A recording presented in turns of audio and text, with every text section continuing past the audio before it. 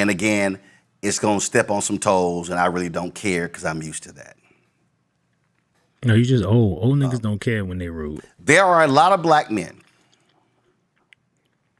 who are also angry at Democrats because of black girl magic. See, I ain't got a problem saying it.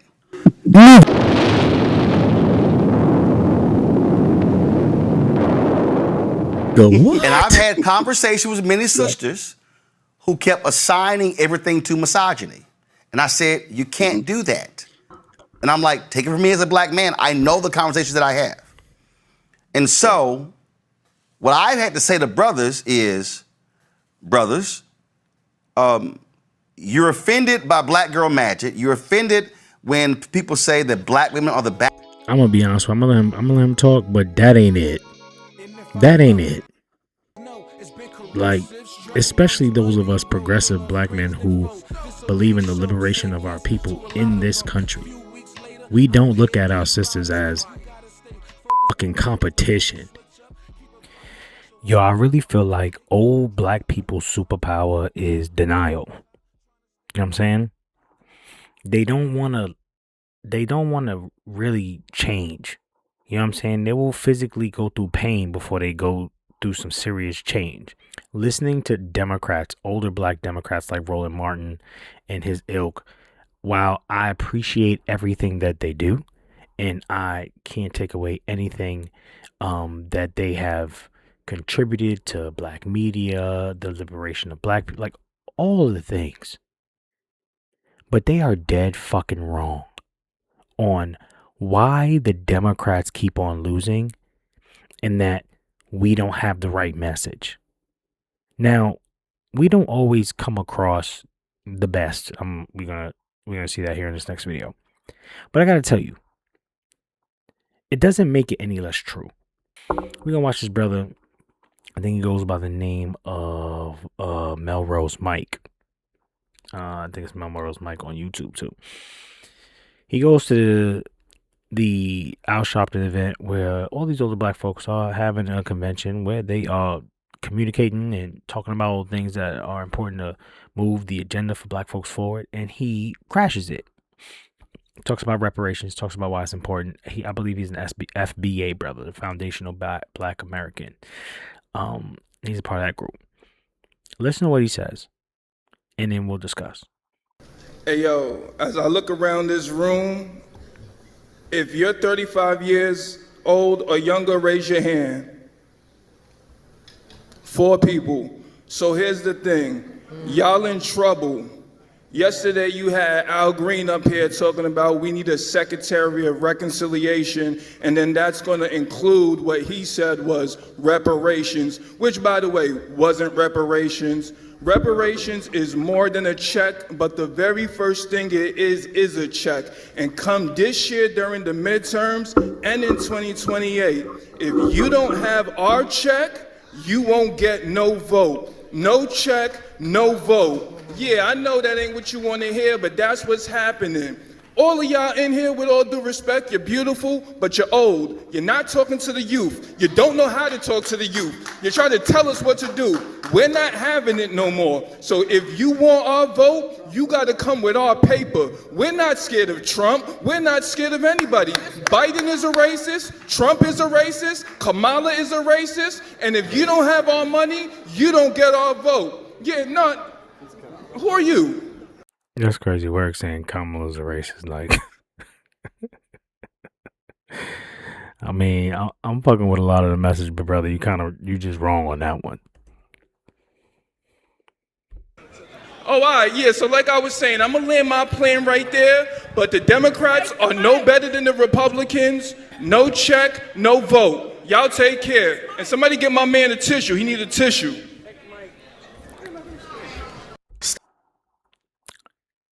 Now, wasn't the most polished way to come across. I would agree. But the message is still clear. You know, like he's voicing a frustration that people, specifically young black men are expressing all over the country. You can pretend like it doesn't matter, but the Democrats have been dropping the ball repeatedly.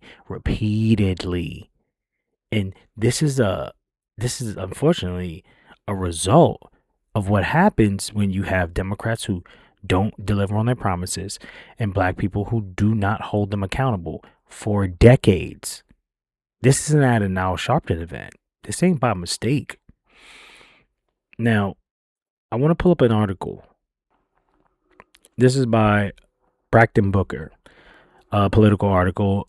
Many younger black men are apathetic about Trump's policies, a survey finds. This is a warning sign for Democrats. Like, this can't be more clear. A black man, using research from a study that's surveying black people, making it very clear about what it is they're trying to, what it is that we're up against. Democrats have more work to do if they want to win younger black men ahead of the midterms, new research reveals.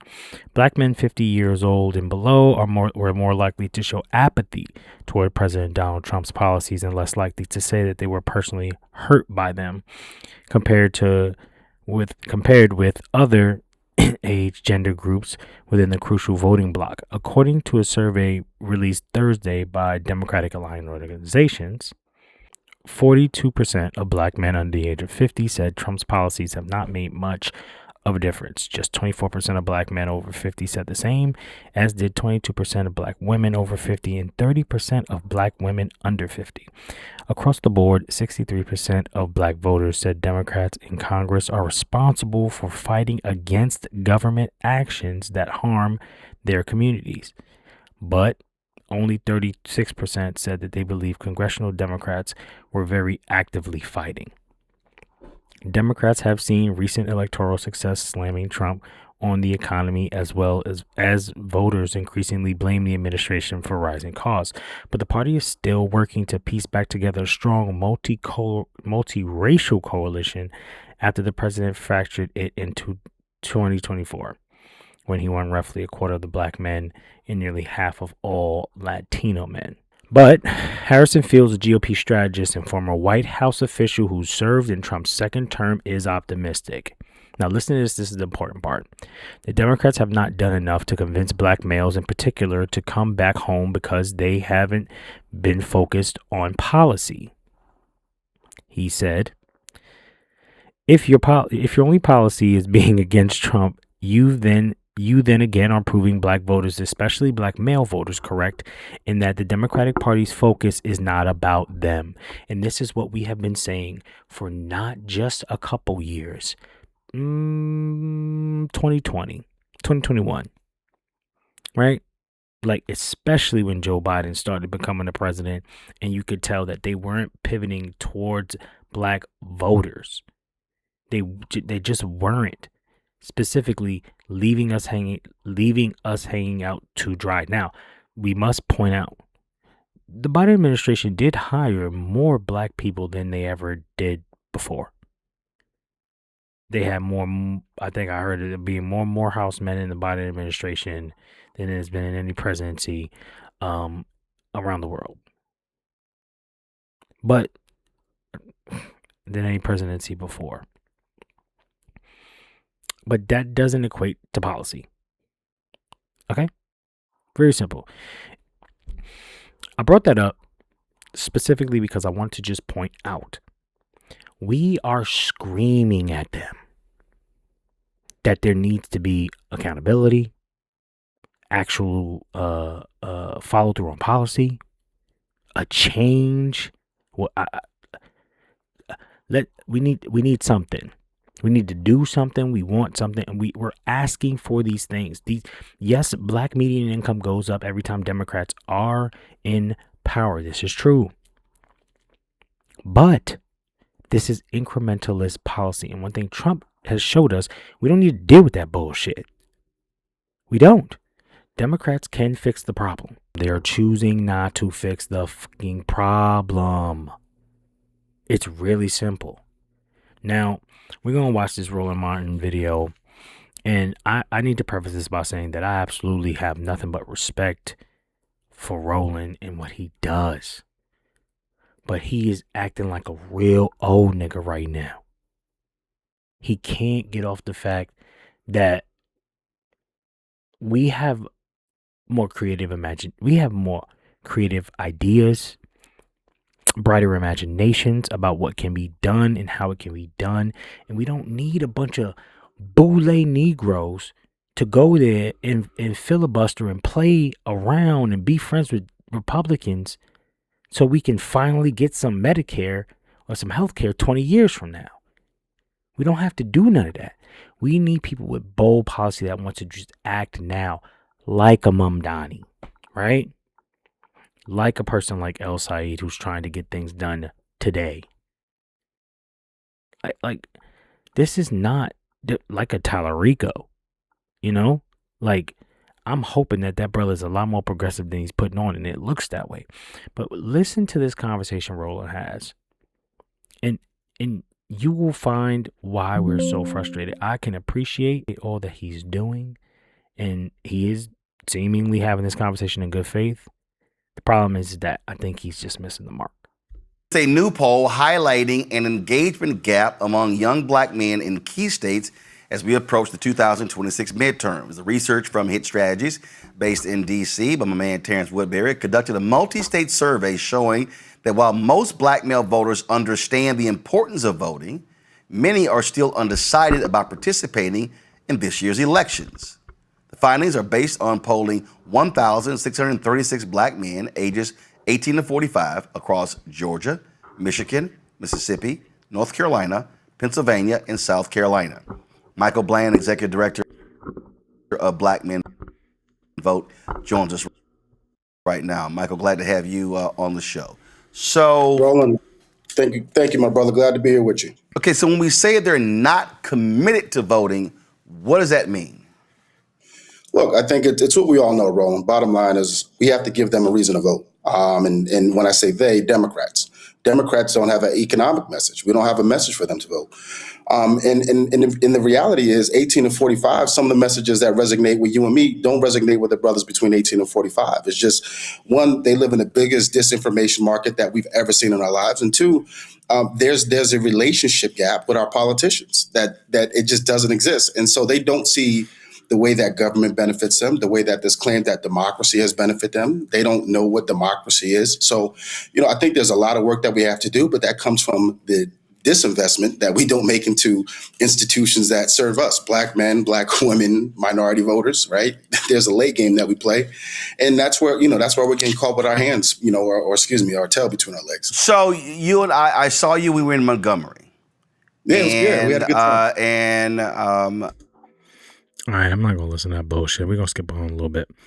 But this brother is absolutely correct. He cuts through the noise and makes it very, very clear. The issue that black men are having is that we are having an issue with finding, keeping, staying at jobs for, decades at a time. And it's even worse for younger black men. At the end of the day, the economic message that Democrats are bringing forth is not there. And even the one that they do bring, Joe Biden had the highest GDP, stock market's never been higher. All these things don't come across as tangibles to black people, specifically black men who are trying to feed their families. Like, shit, half of us is on YouTube. I'm a black man and introduced of the Alabama State Black News. But you say that your news, y'all laid out of that YouTube that first of all, half of young men are active news consumers, just 6% avoid news. But you say that your poll, YouTube was a dominant civic information channel. 90% use YouTube at least multiple times a week, and a majority identify YouTube as a place they go for breaking political news. Now, the reason I understand that, because when we talk about... It's 100% true. I mean, it's been like that for a lot of us for about 10 plus years now. Those of us who've been disenfranchised with the Democratic Party for a little bit longer than most recently, and we're looking for independent outlets. to give us just unfiltered information. That's when I was like a huge fan of people like the David Pakman show, that kind of thing. Majority Report, Kyle Kalinske, of course, like these guys were one of the first only ones on YouTube giving people the news. That's right. And listen, Roland, it was shocking to me that that's where they land for their media, right? That's where they land for the news was YouTube. It was very shocking to me. And I tell you, one of my proudest things, or probably the thing I'm most proud of is being a dad, being a girl dad at that. And so oftentimes I have these conversations with my girls, where do you get your news from? Where do you get your music from? Where do you find new music? I struggle trying to find new music. And then learning that YouTube really is that outlet. I don't know if it's as much as they're not information taking as we do. I think they're consumed with so much, and that what's important to us is relatively not important to them. And that's why I think the dynamics when we think about, I heard you talk about the autopsy, but what was important about this research is when we talk about Black men and precision, tactical, scientific data, and how we reach Black men, that's why we had to do this research, because a lot of times we were just assuming that they were getting their news from X, or that they were listening to X platform. And so I'm happy that. Oh, even worse, they thought that we were getting our information from legacy media. Like I can't tell you how many Black centered shows CNN tried to give us and put authentically Black folks as anchors on the news so that they could garner that audience. One, happy to work with Terrence Woodbury and his phenomenal team at Hit Strategies. But more importantly, I thought it was, really advantageous for me as the executive director to say, hey, let's really, unlock this thing with a scalpel and find out where our brothers are getting their information from. And moreover, that media market, the last persuadable base that's left in this country, which is 18 to 45-year-old Black men. Where are they getting the news from? Because we also know they are the biggest consumers of disinformation. So there's a lot of work we got to do, and there was a lot of work in trying to unlock that. Identified 6 segments of Black men. And so go to my iPad. Base Dems were the largest group, 31%. Millennials and Gen X Harris voters in 2024. High likelihood of voting in 2026. And I'm going to go actually by percentage. The next highest percentage were Trump voters, 19%. Trump voters in 2024, mixed likelihood of voting in 2026. Next was young supporters, 16%. Gen Z Harris voters in 2024, high likelihood of voting in 2026. Next was disengaged and demobilized, 13%. Voted for someone else, were ineligible to vote, or did not vote in 2024, 50-50 or lower likelihood of voting in 2026. Next, 12% voted for distrustful voters. Voted for someone else, were ineligible to vote, or did not vote in 2024, high likelihood of voting in 2026. Then 9% of respondents, Harris voters in 2024. This was sympathetic but uncertain. 50-50 or lower likelihood of voting in 2026. When you saw that, what jumped out at you? I got to raise more money. I have to raise more money. And the reason why I say that, it is segmented out so much, and we wanted that. To me, what really jumped out to me was there are massive gaps, but there are ways that we can fill the gaps. And one of the things that we know, to be true is this notion of whether they're informed or uninformed. I think the message that resounds the most, and this even goes from the town halls that we were doing in 2025, is that Black men, younger Black men in particular, feel that folks are just talking at them, and they're not giving them a reason not to vote. When you look at the Trump voter or the young Trump voter, it wasn't surprising to me. As you know, Roland, I was part of the Harris campaign. And so, when we saw this late invitation, we saw this late surge of, Black men may go this way, or they may go this way or that way. But it wasn't surprising for me to see that they voted for Trump, because to them, what they see in Trump is economic prosperity. And they don't see that. What they see in the Democratic Party is living in the land of about to do. We'll almost get there. Correct. It takes time. And for them, Correct. when they're looking at their pockets, particularly now, and that's why I think we're going to see this, we'll continue to see the shift, back to, because we know them to be center left. We'll continue to see the shift for them moving over. But what we know is that what is going to matter most is the economic message. And so, And let's just be clear here. Nobody who's paying attention thinks that we're getting that from Trump. Right? Like let's be crystal clear here. There are black men who are progressives who know that the Democrats aren't giving us those things, but also know we're definitely not getting them from Trump. So as you watch this video, I don't want you going to come, but Trump, but Trump, you think you're going to get that from Trump? But we're well aware. This is about accountability towards the Democrats. clearly the economic message from Trump resonated more than it did from the Harris campaign. But here's what's interesting, and this is, Watch Roland miss the fucking point. I think, part of the Democrats' problem. Trump was lying about economics.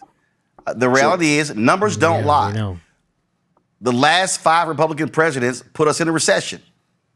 Absolutely right. There's been more job growth in America under Democratic presidents, Carter, Clinton, Obama, Biden, than Republican presidents. I mean, the numbers are stark.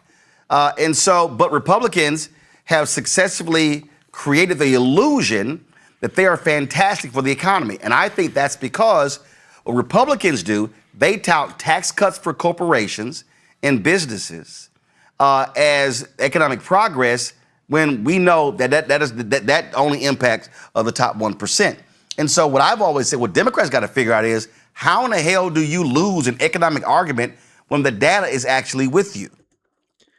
They don't do the shit they say they're gonna do. How is this fucking hard? This is not fucking hard, Roland. Like, he talks about all the things that Republicans do right, but then completely skips over what he sees and knows the Democrats are doing wrong on purpose. So what the Democrats gotta do is, like, I don't know, maybe what do they gotta do? You know what they have to do. They have to deliver. When you get a chance to codify Roe v. Wade, you do it. When you get an attorney general like Merrick Garland to go after a fucking criminal so he doesn't do all of these things, you do it. When you get an opportunity to put reparations on the floor and actually fight for it, you do it. When you get a chance to raise the minimum wage, you do it. When you get a chance to get Medicare for all, you do it. You do the things that you say you're going to do. When you say you want to get money out of politics, you do it. When you say you want to pass the John Lewis Voting Rights Act, you do it. When you say you want to pass the George Floyd Policing and Accountability Act, you do it to show black men you mean what you say. This shit ain't hard. Roland and people like Roland are creating a cover. They're creating cover for Democrats because they want to get paid. Democrats, I mean, Roland probably got, I think he got, it's reported allegedly like $300,000 something dollars. Went straight to Kamala Harris because consultants were giving him bullshit. And he wanted to strong arm them and shake them the down for what he knows they're owed, because what are they going to say? They don't want to give it to black-owned media? They know that's all Roland going to do when he go out there and say, oh, they don't want to give it to black-owned media. But they don't want to give it to black-owned media. They're doing the same old shit. But when we say they're doing the same old shit, that's not good enough for Roland because he's got paid. Like, this shit frustrating.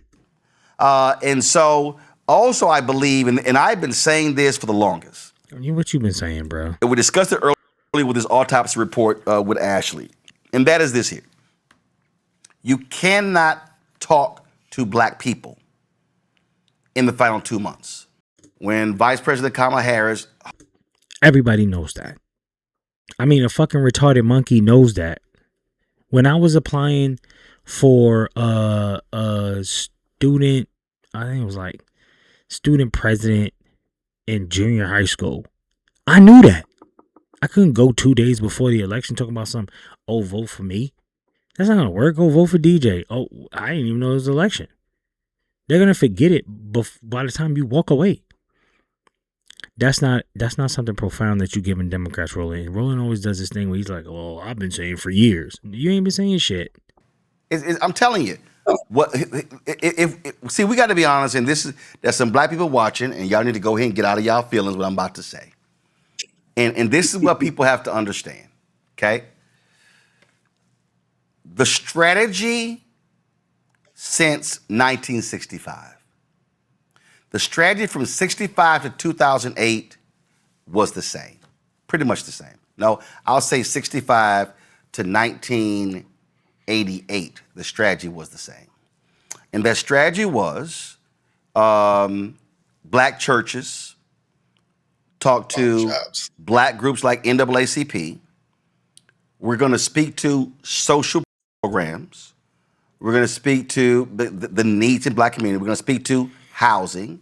We're going to speak to food. We're going to speak to healthcare, those things like that. And then what happens? Reverend Jackson wins in 1988. He then says, no, you have to actually campaign a different way. So from 88, 2008, that was a strategy. Then Obama comes along, and this is where things change. Obama says, I don't need that black ecosystem. He literally said it. His campaign literally said it. Now, he was correct. He was correct. Because the fervor of black people to vote for the first black president was on a different scale. We showed the data in terms That part's true. For sure, that part's true.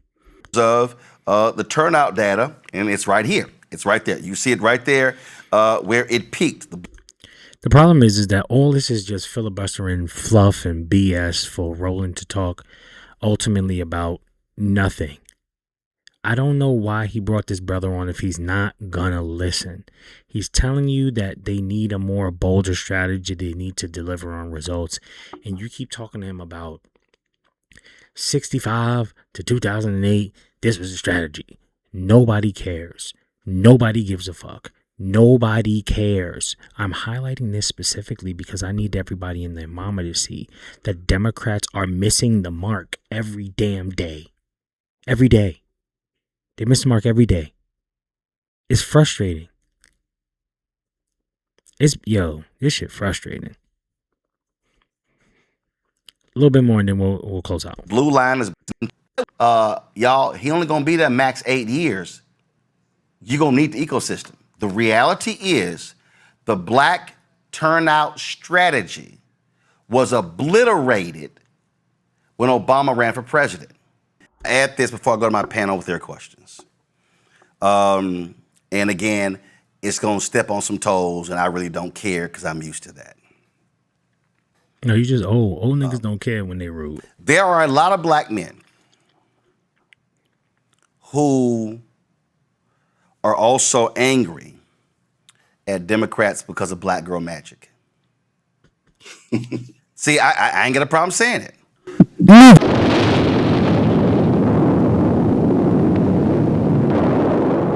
The what? And I've had conversations with many sisters who kept assigning everything to misogyny. And I said, you can't do that. And I'm like, take it from me as a black man. I know the conversations that I have.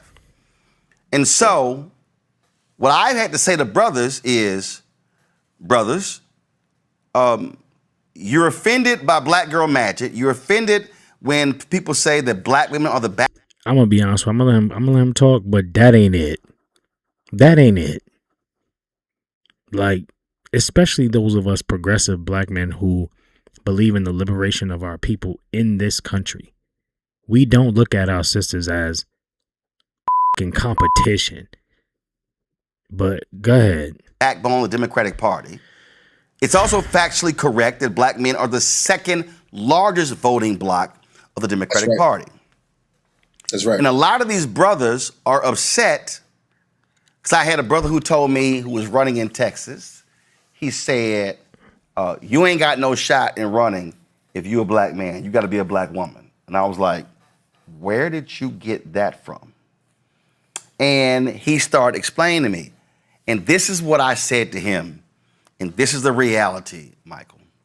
A lot of these brothers are pissed off that these sisters have organized themselves, have mobilized themselves, are raising money, Okay.